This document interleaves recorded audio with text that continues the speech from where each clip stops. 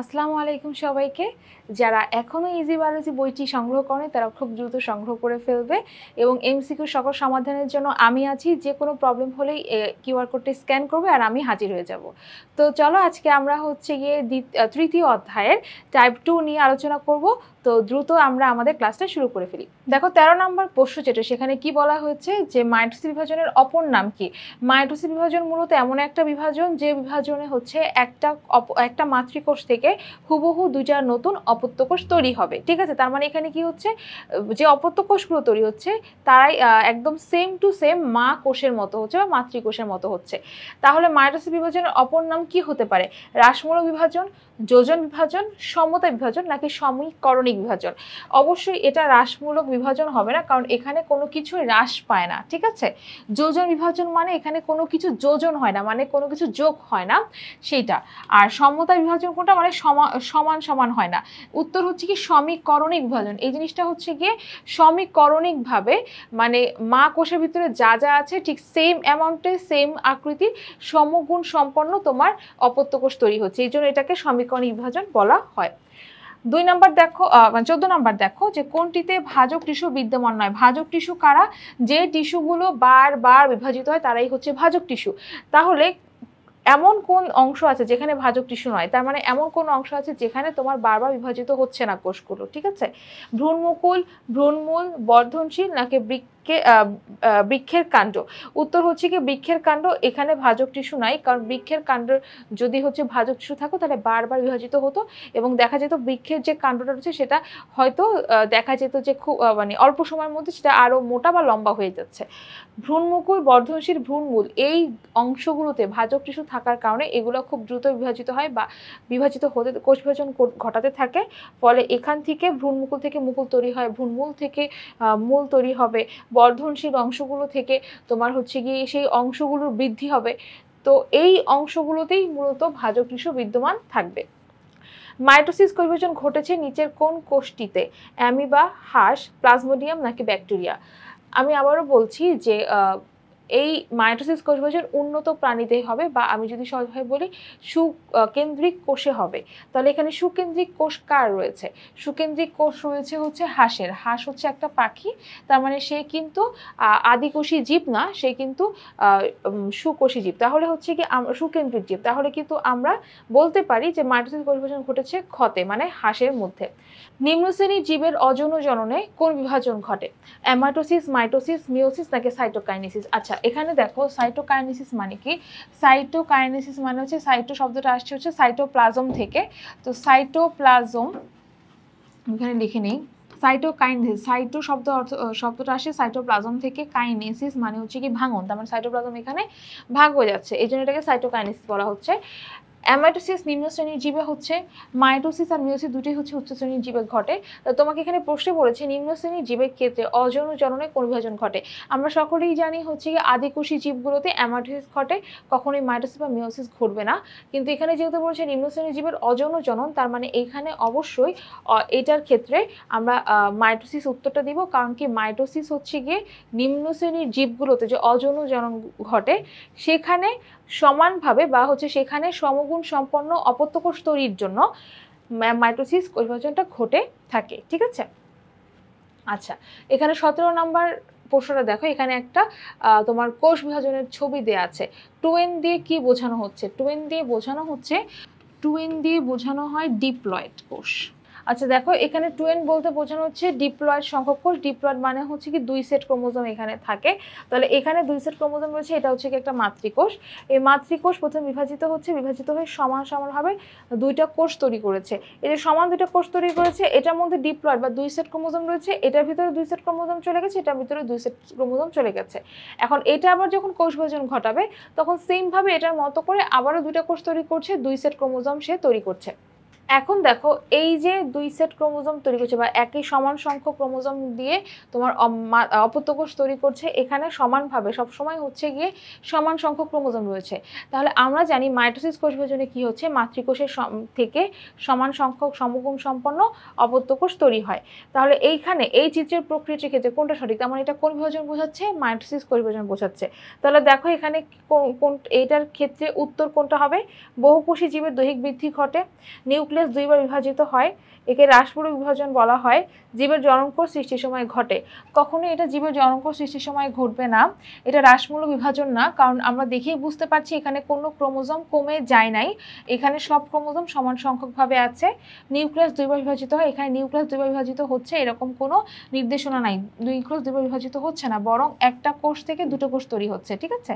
তো এটা হচ্ছে মাইটোসিস কোষ বিভাজন, এবং মাইটোসিস কোষ বিভাজনের ফলে কি হয়, বহুকোষী জীবের দৈহিক বৃদ্ধি ঘটে। তার মানে লম্বায় বা হচ্ছে কোনো একটা জীবের দৈর্ঘ্য এবং প্রস্থে বৃদ্ধির জন্য মাইটোসিস কোষ বিভাজনটা প্রয়োজন হয়, মাইটোসিস কোষ বিভাজনের ভূমিকা পালন করে। তাহলে উত্তর হচ্ছে প্রথমটা, ঠিক আছে। এটা যশোর বোর্ডে আসা প্রশ্ন এবং এটা খুব ইম্পর্টেন্ট একটা প্রশ্ন। 18 নম্বর প্রশ্নটা দেখো, কোন প্রকৃতির কোষ বিভাজনের ফলে জীবজগতের গুণগত বৈশিষ্ট্যের স্থিতিশীলতা বজায় থাকে? অ্যামাইটোসিস, মাইটোসিস, মিওসিস নাকি দ্বিবিভাজন? অবশ্যই উত্তর হবে মাইটোসিস, কারণ মাইটোসিসের ফলে জীবজগতের গুণগত বৈশিষ্ট্যের স্থিতিশীলতা বজায় থাকে। তার মানে হচ্ছে মা কোষ যেমন তার মতো করেই অপত্য কোষগুলো সেম হবে। তাহলে যদি অপত্য কোষ সেম হয় তখন সেই ক্ষেত্রে সেই জীবের মধ্যে যে কোষ বিভাজনগুলো ঘটছে দেখা যাচ্ছে তার প্রত্যেকটা অঙ্গে সেম রকমের কোষ রয়েছে। যেমন মনে করো যে আমার হাতে যে কোষটা রয়েছে সেই কোষটা কোষ বিভাজন করে যে কোষটা তৈরি করে সেটা যদি অন্যরকম হতো তাহলে দেখা যেত আমার এখানে যে স্কিনের কালারটা চেঞ্জ হয়ে যাচ্ছে, স্কিনের কালারটা চেঞ্জ হয়ে যেত, মনে করো লাল, নীল, হলুদ এরকম কালার হয়ে যেত, কিন্তু সেরকম তো হচ্ছে না। কেন হচ্ছে না? কারণ এই ত্বকের কোষের যে বিভাজনটা ঘটছে এটা হচ্ছে কি মাইটোসিস কোষ বিভাজন, এবং এই মাইটোসিস কোষ বিভাজনের ফলে যে মা কোষ আছে মানে মাতৃকোষ আছে সেখান থেকে নতুন যে কোষ তৈরি হচ্ছে সেটা হুবহু মাতৃকোষের মতো। মানে আমার মাতৃকোষ যদি একটু শ্যামলাবর্ণ হয় তাহলে আমার অপত্য কোষগুলো শ্যামলাবর্ণ হবে, মাতৃকোষ যদি চারকোনা হয় তাহলে আমার অপত্য কোষও চারকোনা হবে। এই জন্য এইভাবে জীব জগতে বা জীবের তোমার বৈশিষ্ট্যগুলোর স্থিতিশীলতা, গুণগত স্থিতিশীলতা বজায় থাকে। এরপরে দেখো জননকোষের সংখ্যা বৃদ্ধি পায় কোন বিভাজনের কারণে? এটা খুবই ইম্পর্টেন্ট একটা প্রশ্ন।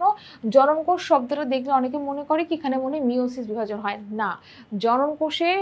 জননকোষের মিওসিস বিভাজনটা অন্যরকম, সেটা আলাদা। আমরা যখন মিওসিস বিভাজন করবো তখন সেটা আমরা বুঝবো। কিন্তু যখন তোমাকে বলবে সংখ্যা বৃদ্ধি পায় কোন বিভাজনের জন্য, ভালো করে বুঝো, সংখ্যা বৃদ্ধি পায় কোন বিভাজনের জন্য, যখন সংখ্যা বৃদ্ধির কথা বলবে তখনই বুঝবা সেটা মাইটোসিসকে নির্দেশ করছে, ঠিক আছে। জননকোষের যখন পুংজননকোষ বা স্ত্রীজননকোষ তৈরি হয় তখন ওই তৈরি হওয়ার সময়টা হচ্ছে মিওসিস ঘটবে। তো মিওসিস একবার হওয়ার পরে সেই জননকোষের যখন সংখ্যা বৃদ্ধি ঘটে, ঠিক আছে, যখন একটা থেকে দুইটা, দুটো থেকে চারটা এরকম যখন সংখ্যা বৃদ্ধি ঘটবে, ঠিক আছে, জননকোষের সংখ্যা বৃদ্ধির জন্য তখন মাইটোসিস কোষ বিভাজনটা দায়ী, ঠিক আছে। মাইটোসিসের ফলে উদ্ভিদের বৃদ্ধি ঘটে, কোথায় কোথায় বৃদ্ধি ঘটে? প্রস্থ বরাবর, দৈর্ঘ্য বরাবর, প্রস্থ বরাবর জননকোষে নাকি ক খ? অবশ্যই ক খ, অর্থাৎ দৈর্ঘ্য এবং প্রস্থ বরাবর এটার বৃদ্ধি ঘটবে। 22 নম্বর প্রশ্নটা দেখো, মাইটোসিসের নিউক্লিয়াস বিভাজন ঘটে কয়বার? একবার, দুইবার, তিনবার নাকি চারবার? মাইটোসিসের নিউক্লিয়াস বিভাজন এবং ক্রোমোসোম বিভাজন একবারই ঘটবে, ঠিক আছে। উত্তর হচ্ছে গিয়ে এক হবে। মাইটোসিস কোষ বিভাজনের অপর নাম কি? উত্তর হচ্ছে গিয়ে সমীকরণিক বিভাজন। 25 নম্বর প্রশ্নটা দেখো, মাইটোসিস বিভাজনের ফলে ক্রোমোজোমের সংখ্যা একই থাকে, নিউক্লিয়াস দুইবার বিভাজিত হয়, কত স্থানে নতুন কোষ সৃষ্টি হয়? অবশ্যই ক্রোমোজোমের সংখ্যা সেম থাকবে এবং কত স্থানে নতুন কোষ সৃষ্টি হবে, কারণ কোষ বিভাজন হলেই আমাদের হচ্ছে ক্ষত স্থানে নতুন কোষ সৃষ্টি হবে, ঠিক আছে। নিউক্লিয়াস দুইবার বিভাজিত হয় না, হবে একবার। তাহলে উত্তর হচ্ছে 1 আর 3।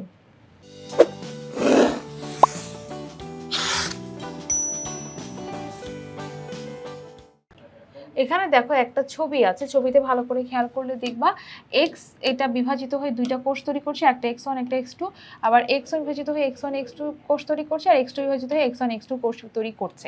এখানে প্রশ্নটা দেখো কি বলেছে, চিত্রের x এর ক্রোমোজোম সংখ্যা 16, তার মানে চিত্রের x যেটা সেটা ক্রোমোজোম সংখ্যা কত হচ্ছে? 16 হচ্ছে, তার আমি এখানে 16 লিখে ফেললাম।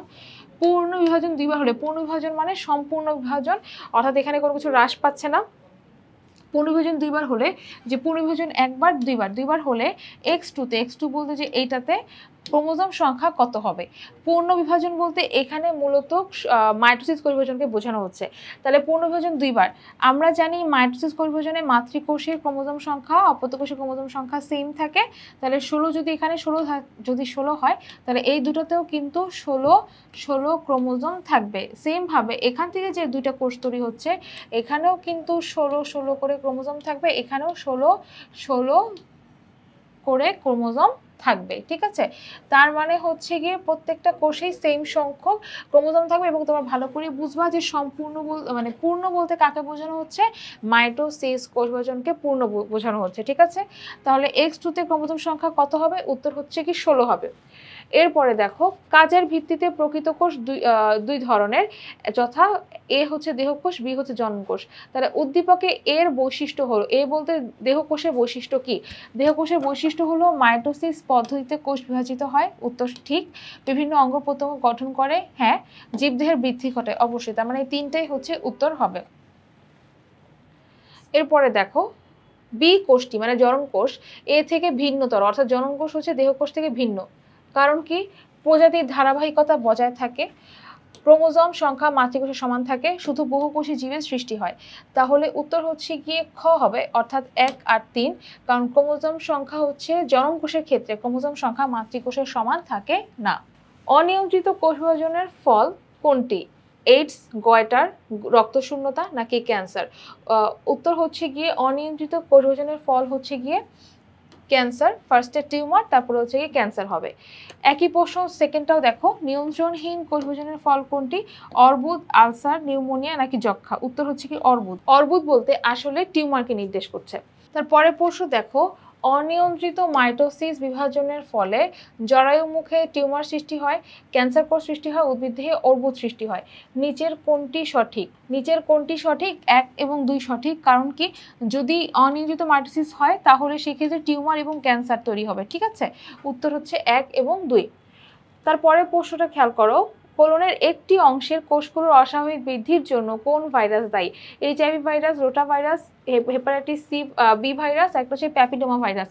মূলত হচ্ছে প্যাপিলোমা ভাইরাসের জন্য কোষের অস্বাভাবিক বৃদ্ধি ঘটে, অর্থাৎ ক্যান্সার কোষ সৃষ্টি হয়।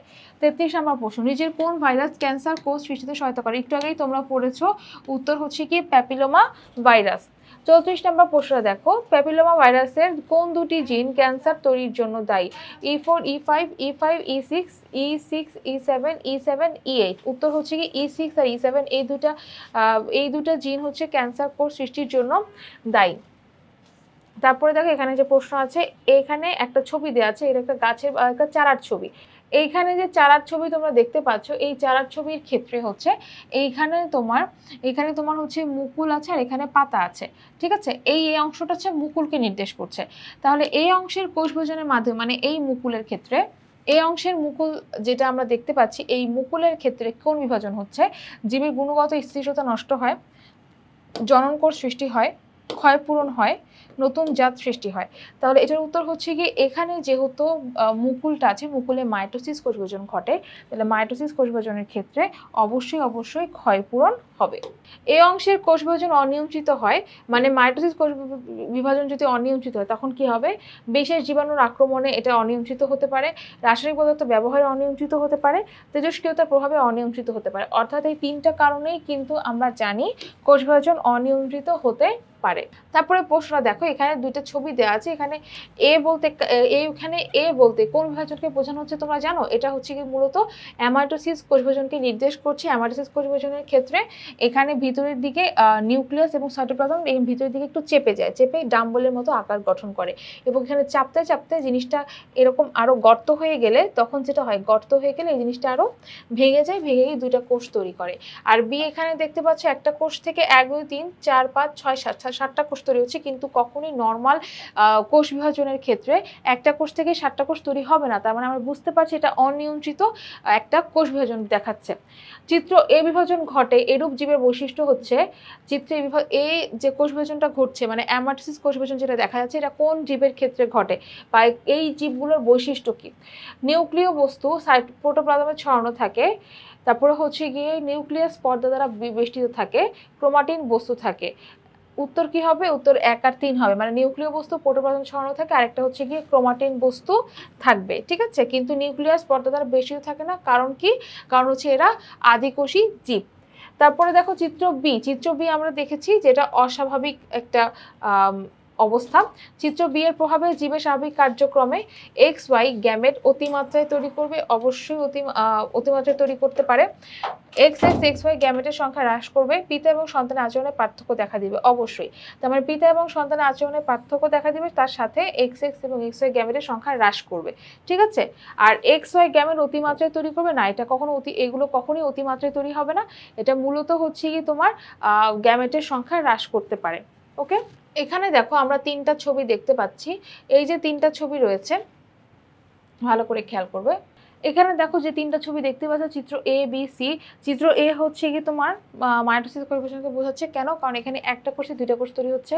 চিত্র বি হচ্ছে একটা কোষ থেকে চারটা কোষ তৈরি হচ্ছে, এইটা হচ্ছে তোমার মিওসিস পরিবেশনকে বোঝাচ্ছে। আর একটা কোষ থেকে এখানে দেখা যাচ্ছে 6টা কোষ তৈরি হচ্ছে, অস্বাভাবিকভাবে এর কোষ বিভাজন ঘটেছে। তো এটা হচ্ছে কি তোমার অনিয়ন্ত্রিত মাইটোসিস পরিবেশন, অনিয়ন্ত্রিত অবস্থা দেখাচ্ছে।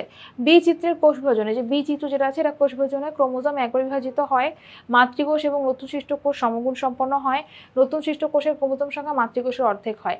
আচ্ছা, এখানে বি চিত্রের ক্ষেত্রে এটা যেহেতু মিওসিস সম্পর্কে জিজ্ঞেস করেছে, তাই আমি ওটা আসলে তোমাদেরকে বলছি। আমাদের এখানে যে টাইপগুলো ভাগ করা হয়েছে, আসলে এখানে দেখা গেছে যে মাইটোসিস কোষ বিভাজনের সাথে মিওসিস কোষ বিভাজন রিলেটেড। তো এই জন্য কিছু প্রশ্ন, মানে মিওসিসের কিছু প্রশ্ন যেটা মাইটোসিসের সাথে অ্যাটাচ করা আছে, মানে যে বহুপদী বা হচ্ছে যেগুলো তোমার উদ্দীপক সহ প্রশ্ন আছে, সেগুলোও কিন্তু আমরা এই টাইপের মধ্যে দিয়ে দিয়েছি। সুতরাং টেনশনের কিছু নাই। এখানে দেখো মিওসিস কোষ বিভাজনের ফলে যেটা হচ্ছে, ক্রোমোজোম একবার বিভাজিত হয়, ঠিক আছে। মাতৃকোষ এবং নতুন সৃষ্ট কোষ সমগুণ সম্পন্ন হয়, কখনোই হবে না। মাতৃকোষ এবং নতুন সৃষ্ট কোষ সমগুণ সম্পন্ন হবে না। নতুন সৃষ্ট কোষের ক্রোমোজোম সংখ্যা মাতৃকোষের অর্ধেক হয়, অবশ্যই মাতৃকোষে এটা অর্ধেক হবে, ঠিক আছে। তাহলে উত্তর কি হচ্ছে? 1 আর 3 হবে। তারপর দেখো কি বলেছে, এ বি এবং সি এর মধ্যে ব্যতিক্রমধর্মী কোষ বিভাজনটিতে, মানে হচ্ছে যে লাস্টের কোষ বিভাজন ছিল, সেখানে নিচের কোনটা ঘটে? জননকোষ সৃষ্টি হয়, ক্ষতস্থান পূরণ হয়, অনিয়ন্ত্রিত বৃদ্ধি ঘটে, আদিকোষ বিশিষ্ট জীবে সংঘটিত হয়। তার মানে আমাদের এই উত্তরটা হচ্ছে কি অনিয়ন্ত্রিত বৃদ্ধি ঘটে, কারণ লাস্টের যে আমাদের কোষ বিভাজন ছিল, সেই কোষ বিভাজনে তোমার হচ্ছে কোষ বিভাজনটা অনিয়ন্ত্রিত ছিল এবং অনিয়ন্ত্রিতভাবে কিন্তু এটা বৃদ্ধি ঘটবে। এটা অনিয়ন্ত্রিত মাইটোসিস কোষ বিভাজনের ফল, ঠিক আছে। তাহলে আজকে এই কোশ্চেনটার মাধ্যমেই কিন্তু আমাদের টাইপ 2 এর কোশ্চেনগুলো সলভ হয়ে গেছে। তোমাদের সবাইকে অভিনন্দন যে তোমরা এই ক্লাসটা ঠিকমতো করতে পেরেছো। তোমাদের সবাইকে নেক্সট ক্লাসের জন্য আমন্ত্রণ জানিয়ে শেষ করছি। আল্লাহ হাফেজ।